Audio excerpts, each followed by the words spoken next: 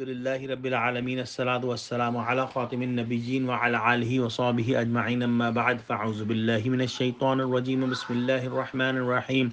قال اللہ تعالی فی سورۃ البقرہ الذین اذا اصابتهم مصیبۃ قالوا انا للہ وانا الیہ راجعون۔ ترجمہ: ان لوگوں پر جب کوئی مصیبت واقع ہوتی ہے تو کہتے ہیں کہ ہم خدا ہی کا مال ہیں اور اسی کی طرف لوٹ کر جانے والے ہیں۔ پچھلی آیتوں میں ہم نے دیکھا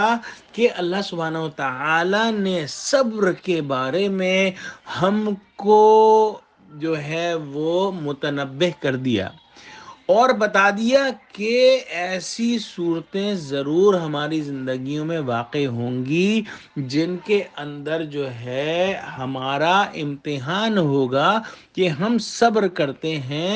یا بے صبری کا مظاہرہ کرتے ہیں، اور اس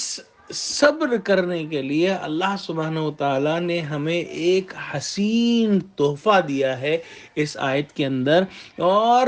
ہم سب یہ جو ہے اس آیت کا ایک حصہ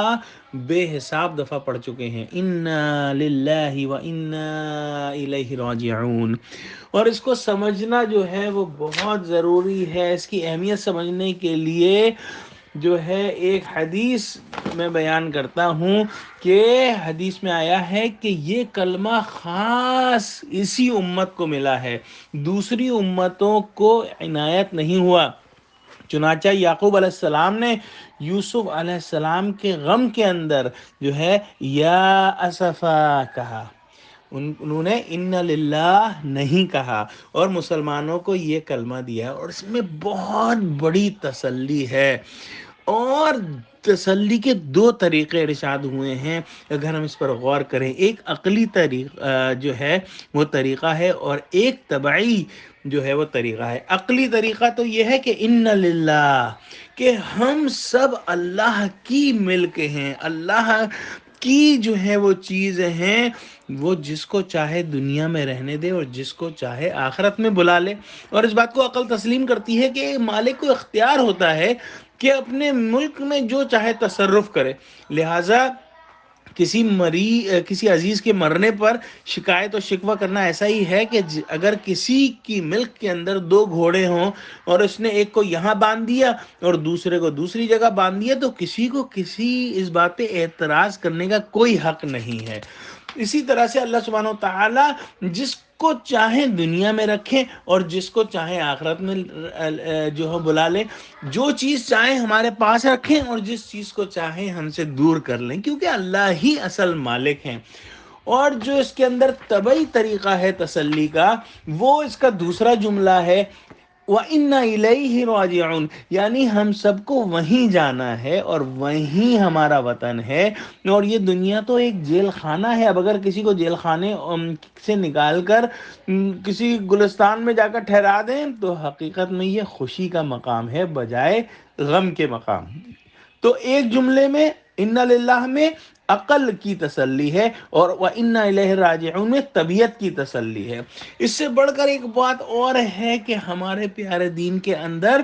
آنسو بہانا جو ہے اور دکھ کرنا اس کی بھی اجازت ہے، اور اس کو جو ہے فرمایا ہوا رحمہ، یعنی آنسو بہانا بھی خدا تعالیٰ کی رحمت ہے۔ سبحان اللہ! شریعت کی خوبی دیکھیے کہ عقل کی اور طبیعت کی اور ساتھ ہی ساتھ جذبات کی رعایت بھی اس کے اندر جو ہے وہ موجود ہے۔ حضرت ابو ہریرہ رضی اللہ تعالیٰ عنہ سے روایت ہے کہ رسول اللہ صلی اللہ علیہ وسلم نے ارشاد فرمایا کہ جب تم میں سے کسی کی جوتی کا تسمہ ٹوٹ جائے تب بھی ان للہ و انا الیہ راجعون پڑھو، کیونکہ یہ بھی مصیبتوں میں سے ایک مصیبت ہے۔ اور اللہ سبحانہ و تعالی